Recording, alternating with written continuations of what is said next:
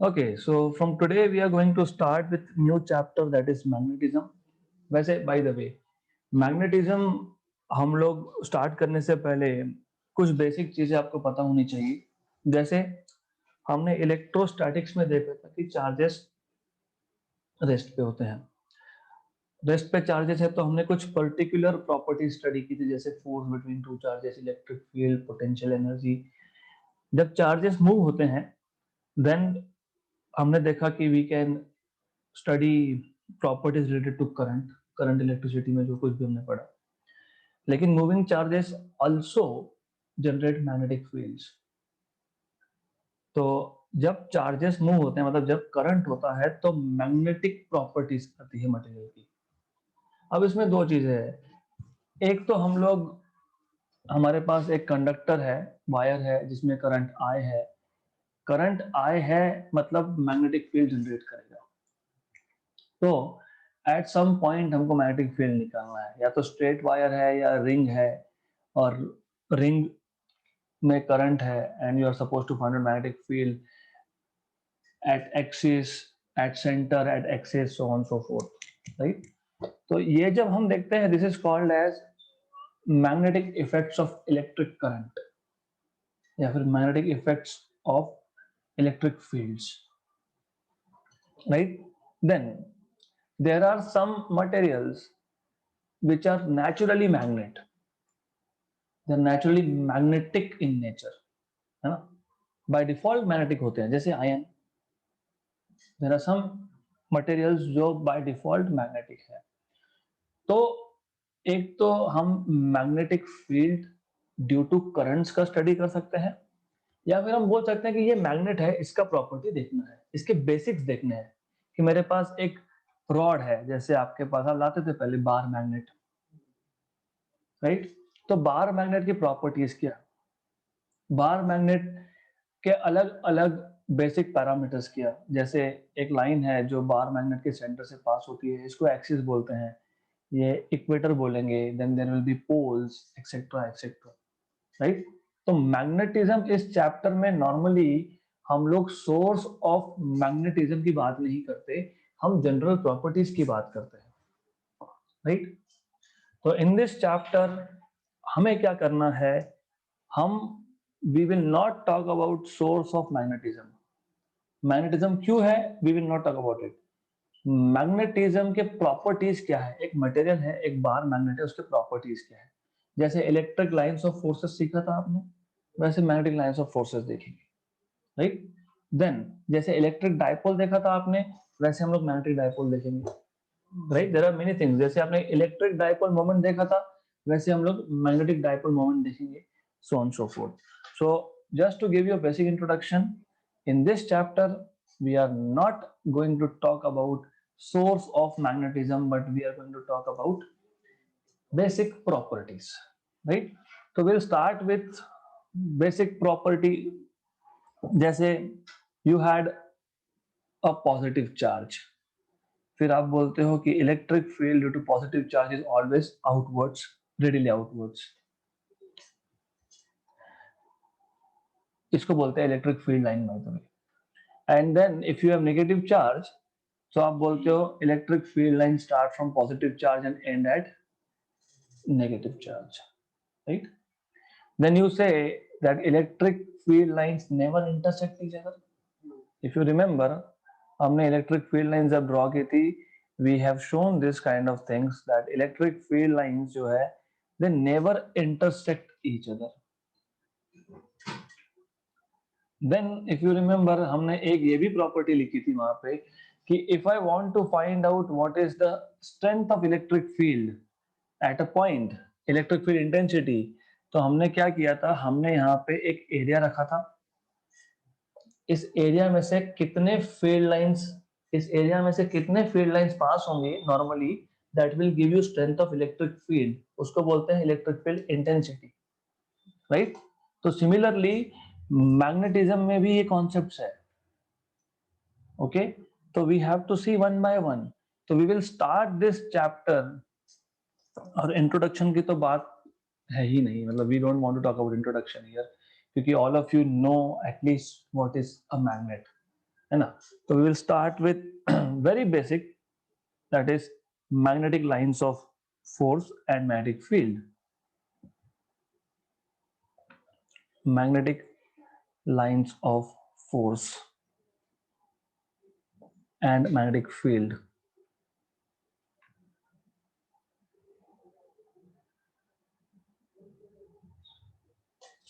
Okay. तो if you remember, सबसे पहला इलेक्ट्रिक लाइंस ऑफ फोर्स का सबसे पहला कैरेक्टरिस्टिक्स व्हाट डिड वी से, हमने बोला था that an electric line of force, by the way, just to give you a little more insight, does any one of you remember ये electric line of force define कैसे किया था. हम ये बोलते हैं कि हमारे पास एक यूनिट पॉजिटिव चार्ज है, मतलब +1 कूलम चार्ज है. मैं अगर +1 कूलम चार्ज को यहाँ रख रहा हूँ, मान लो, तो पॉजिटिव चार्ज उसको रिपेल करेगा और नेगेटिव चार्ज उसको अट्रैक्ट करेगा. तो ये जो ट्रैजेक्टरी, ये जो path unit positive charge trace करेगा, उसको बोलते हैं electric field line, right. The path that a unit positive charge traces when kept near to positive and negative charge, basically positive charge, right, that was electric line of force, correct. Then you say, क्योंकि obvious है कि positive unit charge को positive charge repel करेगा और negative charge attract करेगा, इसलिए हम बोलते थे that electric field line always starts from positive charge and ends at negative charge. Similarly जब हम मैग्नेट की बात करेंगे तो मैग्नेट के केस में ऐसा है कि instead of saying positive and negative charge, you say a magnet has poles, north pole and south pole, correct. तो मैग्नेटिक फील्ड लाइन जो होती है वो हमेशा नॉर्थ पोल से स्टार्ट होती है और साउथ पोल पे खत्म होती है, right. Half correct. Actually magnetic field lines always form closed loops. Magnetic field line starts from north pole, ends at south pole, yes, but they are always in the form of closed loops. Electric field lines में ऐसा नहीं है. Yes, because that we will learn in 12th. Solenoid में जो magnetic field generate होता है, it is due to currents. ये natural magnet है.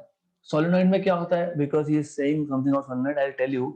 हमारे पास एक रॉड होता है, उस पे हम वाइंडिंग करते हैं, उसमें से करंट पास करते हैं और उस करंट के से जो मैग्नेटिक फील्ड होता है, that is also magnetic field, but that is magnetic effect of electric current. This is natural bar magnet.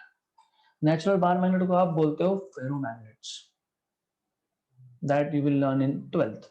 तो मैग्नेट्स को 3 टाइप में डिवाइड किया जाता है: diamagnet, paramagnet and ferromagnet. Ferromagnet are magnets which are naturally magnets, right? They are permanent magnets basically.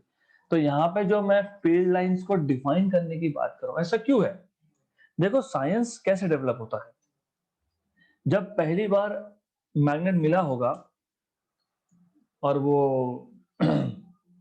Mining के time मिला था, there was a place, वहां पे when they were digging something, तो वहां पे एक मटेरियल मिला which was attracting iron, तो वहां से नाम आया magnet.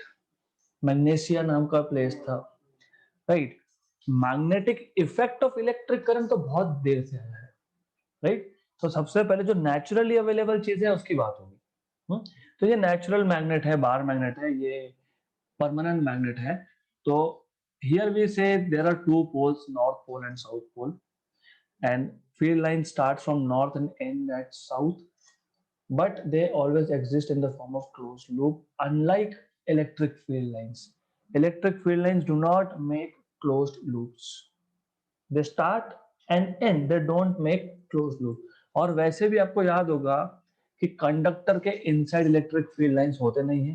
Electric field inside a conductor is zero, right? But magnetic field lines inside a magnet, they exist. inside. Yes, inside magnet they exist. Okay, good. तो सबसे पहला point, first point is magnetic field lines. Magnetic field lines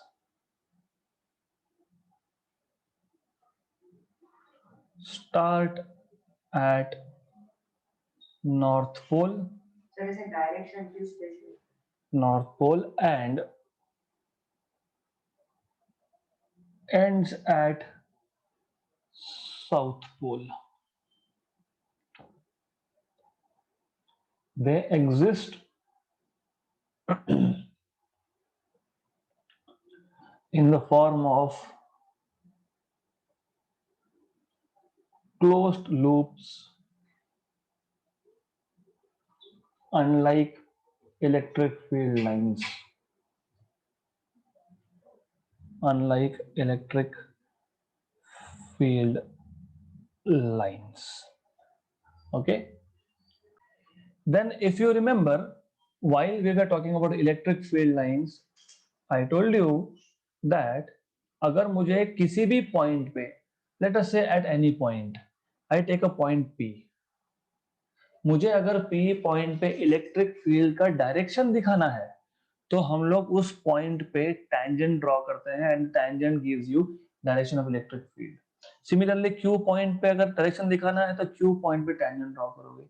अगर R point लिया है वहां पे दिखाना है तो वहां पे आप टेंजेंट ड्रॉ करोगे. So the tangent drawn to electric field lines gives you direction of electric field. Similarly, tangent drawn to magnetic lines give you direction of magnetic field at that point, right? So similar properties hai. Good. So we will note second point. Second point is this: the tangent drawn to the magnetic field lines at any point gives direction of magnetic field at that point. या फिर आप बोल सकते हो the direction of net magnetic field at a point is given by tangent to the field lines at that point. So the tangent drawn at the tangent drawn to the magnetic field lines to the magnetic field lines at any point gives direction of magnetic field at that point. Magnetic field at that point. Simple सा case है ये. Then what else do you remember? आपको याद है we wrote one point during magnetic electric field lines that these field lines do not intersect each other, right? Similarly, the magnetic field lines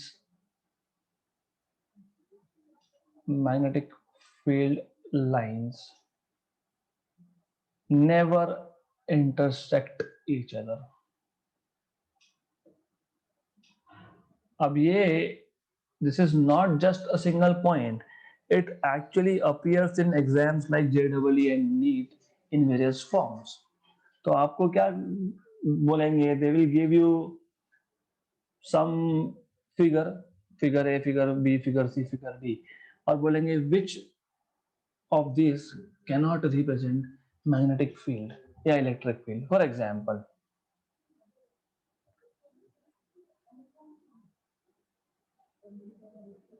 something like this, right? For example, मैं random draw करता हूँ, doesn't matter.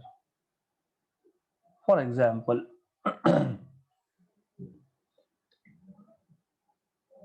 I may have this line, I may have this line, so on so forth, right? Random draw कर दिए. तो क्या होगा अगर intersect होंगे तो? Let us talk about what happens when field lines intersect. तो इस पॉइंट पे फील्ड लाइन इंटरसेक्ट हो रहा है तो P पॉइंट पे दो डायरेक्शन हो गए. if field lines intersect, then there are two different directions of magnetic field और electric field. जैसे एक तो ये डायरेक्शन है, मैं मान लेता हूँ यहाँ से स्टार्ट होता है इलेक्ट्रिक फील्ड या मैग्नेटिक फील्ड, यहाँ से स्टार्ट हो रहा था, तो P पॉइंट पे एक तो ये डायरेक्शन हो गया, दूसरा ये हो गया, right? So that is why they do not intersect each other, because if they intersect each other, then at the point of intersection magnetic field has two different directions, which is not possible. At a given point magnetic field can have only one value and one direction. Magnetic field या electric field is a vector quantity. किसी भी एक specific point पे उसकी single value single direction होगा. It is quite possible, ऐसा हो ही सकता है कि एक पी पॉइंट पे उसकी वैल्यू अलग है, डायरेक्शन अलग है, क्यू पे अलग है, fine, but these are two different points. Okay, but at a given point, किसी भी एक पॉइंट पे, सिंगल पॉइंट पे मैग्नेटिक फील्ड की डायरेक्शन सिंगल होगी, right? So you can just explain this. The magnetic field lines never intersect each other since at the point of intersection,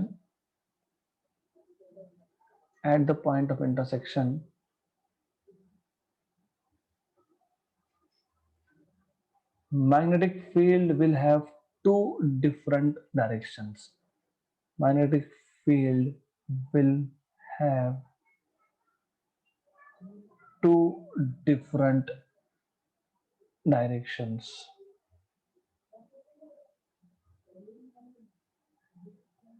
okay, तो किसी भी एक पॉइंट पे एक ही डायरेक्शन हो सकता है, इसलिए they never intersect each other, because intersection will mean that field has two different directions at the same point, which is not possible. Okay, क्यों नहीं पॉसिबल? थोड़ा और सोचो. अभी इलेक्ट्रिक फील्ड का सोचोगे तो सबसे सिंपल होता है वो. Why? Because the thing is, जैसे हमने डिफाइन किया, हमने क्या बोला, इलेक्ट्रिक फील्ड लाइन मतलब क्या, अगर उस पॉइंट पे मैंने एक पॉजिटिव पॉइंट चार्ज के नियर बाय में मैंने 1 कूलम का चार्ज रख दिया, तो 1 कूलम का चार्ज जिस डायरेक्शन में जाएगा वो फील्ड लाइन होगा. मैं मान लेता हूँ कि ये फील्ड लाइन इंटरसेक्टिंग है, मैं मान लेता हूँ कि यहाँ से एक फील्ड लाइन निकली, दूसरी यहाँ से निकली, दे इंटरसेक्ट. तो इंटरसेक्शन का मतलब क्या होता है कि एक ही सिंगल पॉजिटिव चार्ज था, वो पी पॉइंट पे इस डायरेक्शन में भी जा रहा है, यहाँ पे भी जा रहा है. कैसे possible? At a given time it can not go in two different directions. Okay, नहीं, रिजल्टेंट सिंगल है ना. Yes, how, what is resultant of a single vector? The same vector. अभी हमारे पास एक ही चार्ज है, तो वो तो या पहली डायरेक्शन में जाएगा या दूसरी डायरेक्शन में जाएगा, तो रिजल्टेंट का तो कोई क्वेश्चन ही नहीं. और वैसे भी ये इमेजिनरी लाइंस है. Okay, good. So this is why you cannot have intersection of two field lines. Next point, जैसे हमने इलेक्ट्रिक फील्ड लाइंस में बोला था, the flux through या the number of lines passing through a given area या फिर number density, है ना?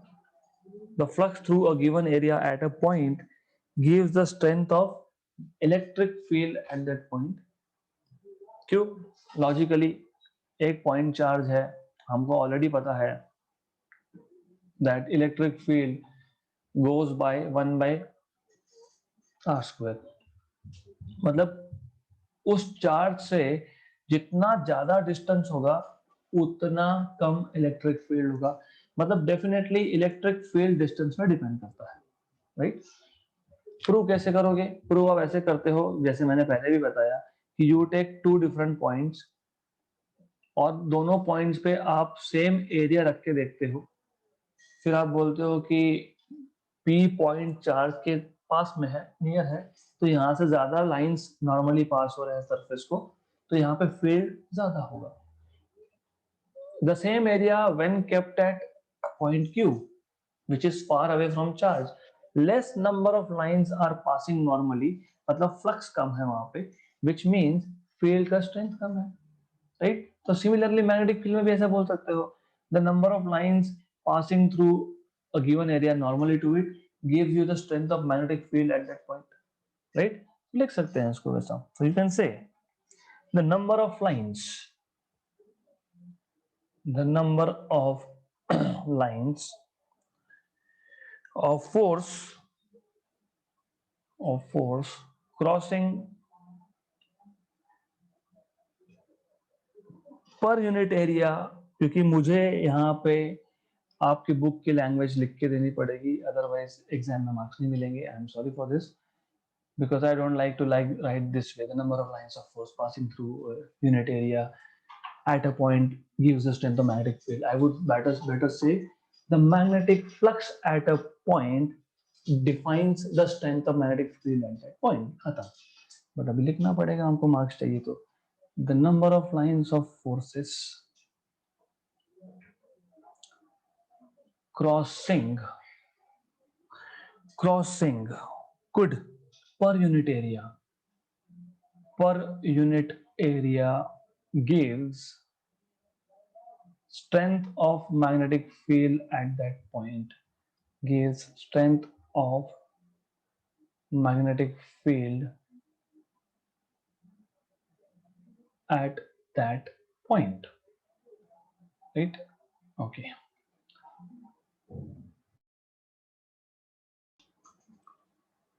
good. So since we are talking about this particular point, we can write this in terms of flux also. तो ये जो मैंने लिखा है number of lines of forces crossing per unit area, इसको आप और एक वर्ड देते हो, डेंसिटी ऑफ लाइंस. हाँ, क्योंकि पर यूनिट एरिया है तो डेंसिटी ऑफ लाइंस. तो वो कैसे फाइंड करते हैं, मतलब वही है. So that is density of lines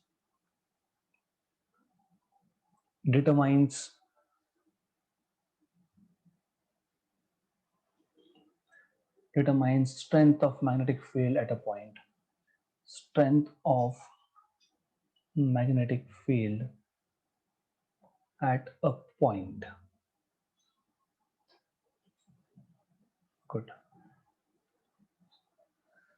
You will need something called as magnetic flux in 12th, but I want you to know from now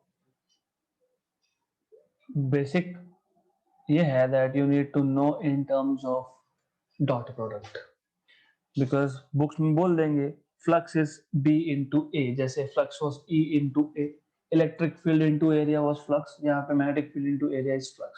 But you need to know exactly कि flux define कैसे होता है. मान लेते हैं, let's assume we have magnetic field going this way, तो ये field का डायरेक्शन है B and we have a area here A, और आपको पता है एरिया का डायरेक्शन कभी भी एरिया पे नॉर्मल ड्रॉ करके होता है, ड्रॉ अ परपेंडिकुलर. तो ये हो गया A का डायरेक्शन, लेट अस से A बार, ये है B bar. Good. Angle between magnetic field and area is theta. By definition magnetic flux is number of lines passing normally to the area. मतलब कितने मैग्नेटिक फील्ड के कितने lines इस area को normally, मतलब ऐसे पास हो रहे हैं नॉर्मली, राइट. बट हमेशा प्रैक्टिकल सिचुएशन में ऐसा होगा क्या कि हाँ, नहीं हो सकता. तो हमको ये देखना होता है what is the component of magnetic field in the direction of area. So what is the component of magnetic field? मतलब this component we are talking about. So this is B cos theta. मैं वापस बता रहा हूं. Flux का मतलब क्या, एक एरिया है A, उसको नॉर्मली कितने लाइंस क्रॉस हो रहे हैं, that is flux. Number of lines passing through a given area normal to it, that is flux. मतलब A बार और B बार का डायरेक्शन सेम चाहिए, बट प्रैक्टिकली हमेशा ऐसे नहीं होगा. You may have some angle theta between B bar and A bar, तो हम B बार का कंपोनेंट देखते हैं which is normal to the area. फिर हम बोलते हैं कि B cos theta is the component. तो B cos theta into A is the flux. the component which is perpendicular to the area into area is flux. ऐसा क्यों किया? क्योंकि जो दूसरा कंपोनेंट है साइन थीटा कंपोनेंट वो तो ऐसा है, वो कहाँ नॉर्मल पास हो रहा है। हाँ, तो सिर्फ नॉर्मल कंपोनेंट देखना पड़ेगा। गुड, तो हम we will define flux in terms of normal component in terms of dot product only. So let's define in terms of dot product. Why this happens? Good. Okay, so by definition the number of magnetic field lines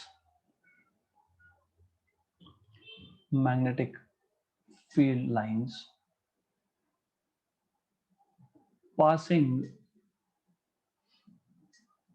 normally through a given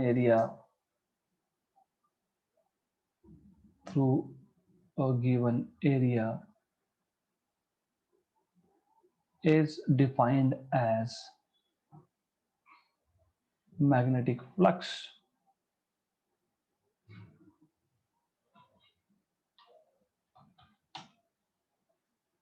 Right? Therefore, flux is equal to B bar dot A bar B A cos theta, where theta is angle between B bar and A bar. B cos theta is component of B which is perpendicular to A, या फिर in the direction of A. Component of B bar in the direction of A bar, or which is normal to the given area. Good, यहाँ तक clear?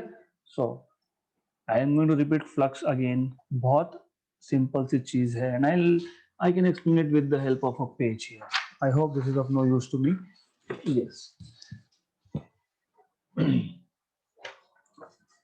ये एक area हमने लिया। अब इस एरिया में से कितने लाइंस इस एरिया को परपेंडिकुलरली पास हो रहे हैं, दैट इज फ्लक्स। और एरिया का डायरेक्शन क्या है? The same, right? अभी अगर एक लाइन पास हो रही है तो फ्लक्स इज 1, 10 लाइन पास हो रही है तो फ्लक्स इज 10।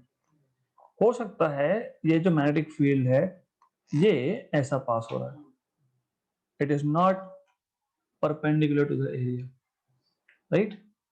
तो फ्लक्स डिफाइन करने के लिए मुझे इसका कंपोनेंट देखना पड़ेगा परपेंडिकुलर टू द एरिया, मतलब, right? So that component B cos theta multiplied by the area will give you total number of lines perpendicular to the area, या फिर आप बोल सकते हो it will give you component of B bar which is perpendicular to the area, and that is flux. कौन सा flux? Magnetic flux, right? So it is simple thing. Sir सारी lines B bar को B bar के parallelly होगी, सारी वैसे ही होगी ना। अगर मेरे पास एक bar how do generate magnetic field? आप क्या करते हो? आप इलेक्ट्रोमैग्नेट यूज करते हो। आप यहाँ पे एक नॉर्थ पोल बनाते हो, यहाँ पे एक साउथ पोल बनाते हो, तो जितने भी लाइंस निकलेंगे वो तो सारे पैरेलली निकलेंगे, राइट? हाँ, अगर आपके पास दो मैग्नेटिक फील्ड्स है अलग अलग, तो फिर आप दो फ्लक्स की बात करोगे, φ1 और φ2। हो सकता है कि पहले ने एंगल θ1 बनाया, दूसरा θ2 बनाया, हो सकता है। तो I am repeating again, it is a simple concept. Normally what is flux? ये एरिया है और एरिया का डायरेक्शन उसको परपेंडिकुलर लेते हैं हमेशा। The idea is how many number of lines are passing through this area normally, मतलब perpendicular to the area is flux. लेकिन जरूरी नहीं है कि हमेशा फील्ड जो है वो एरिया को परपेंडिकुलर होगा। फील्ड हमारे पास ऐसा था, लेकिन डेफिनेशन क्या है फ्लक्स का? कि फील्ड हमेशा नॉर्मल होना चाहिए, the number of lines passing normally perpendicularly to the area, नहीं है परपेंडिकुलर, तो क्या करेंगे, हम ये देखेंगे कि मैग्नेटिक फील्ड का कौन सा कंपोनेंट एरिया को परपेंडिकुलर है, राइट, मतलब ए बार के डायरेक्शन में है, कौन सा कंपोनेंट है, बी कॉस थीटा, राइट, तो B cos theta into A is flux, अगर थीटा 0 हुआ तो बी इंटू ए, क्योंकि cos 0 is 1. Okay, so this is how you define flux. As we have a unit for each physical parameter, you will also have unit of phi. तो आपको, अगर आपको पता होगा, हमने डिफाइन भी किया था पहले इलेक्ट्रिक फ्लक्स के केस में, मैंने बताया था that flux is always in Weber, right? By the way, so SI unit of flux is, मैं फ्लक्स की बात कर रहा हूं, I am not talking about field, is weber, WP, right? Therefore you can also write from this equation phi equal to BA cos theta, you can write phi equal to BA cos theta था, so you can write B is equal to phi upon A cos theta, B equal to phi upon A cos theta, right? Therefore SI unit of magnetic field, SI unit of magnetic field is Weber per meter square, क्योंकि area is in meter square, right? That is called as Tesla.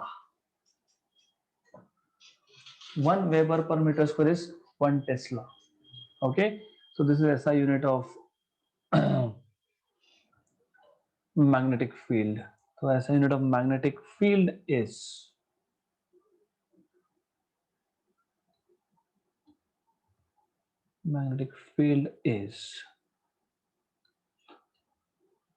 Weber per meter square, that is Tesla.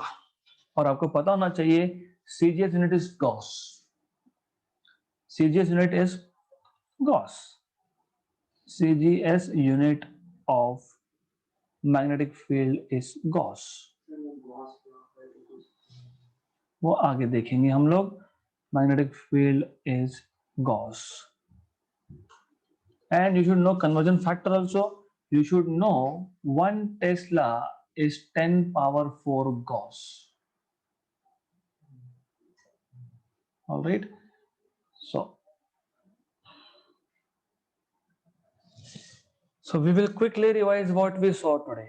So we, in today's session, हमने सिर्फ आज magnetism को introduce किया है. हम लोग सिर्फ ये देख रहे हैं कि कोई एक नेचुरली ऑकरिंग मैग्नेटिक मटेरियल होगा, उसके क्या क्या प्रॉपर्टीज होंगी. जब उसके नियर बाय में मैंने आयन की फिलिंग डाले, तो iron filings they orient itself in a particular way. तो वो पर्टिकुलर वे ऐसा ही क्यों आयन फिलिंग्स खुद को ओरिएंट करते हैं नॉर्थ पोल से साउथ पोल की तरफ, ये समझाने के लिए हमने मैग्नेटिक फील्ड के कुछ प्रॉपर्टीज आज देखे. तो magnetic lines of force, they start from north pole to south pole, they are in the form of loop. Loop मतलब क्लोज स्ट्रक्चर. अभी लूप का मतलब क्या होता है, यहां से स्टार्ट हुआ और वहीं पे खत्म हुआ, that is loop. So starting and end point is same, that is a loop. Closed structure is a loop. Okay, अगर मैंने इसको यहाँ पे डिस्कनेक्ट कर दिया तो it is not a loop now. Okay, so this is loop. Good. तो magnetic field lines always start from, right, so they exist in the form of loop. Magnetic field lines start from north pole and end at south pole. They exist in the form of loop. Unlike electric field lines के case में loop नहीं होता था. They don't form a loop basically. Okay.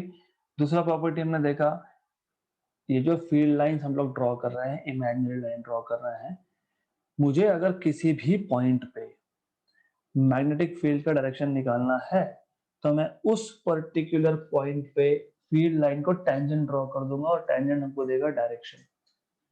So The tangent drawn at a particular point to the field lines will give us direction of magnetic field. ये theory है, लेकिन ये JEE NEET में appear होता है ऐसा question in the form of figures. Then, as I told you, magnetic field lines never intersect each other. Why? अगर वो intersect करते तो किसी भी एक point पे आपको field के दो direction मिलते, which is not possible. You cannot have two different directions of a given magnetic field at the same point. Of a given magnetic field is important. आप बोलोगे दो magnetic field है, हाँ फिर ठीक है, हम लोग field lines एक magnetic field की बात कर रहे हैं. Good. Then the number of field lines passing through a given area normally at any point will give you strength of field at that point. जिसको flux भी बोलते हैं basically, right? So we saw what is flux. Good. So sufficient for today. We'll continue this one onwards in the next session.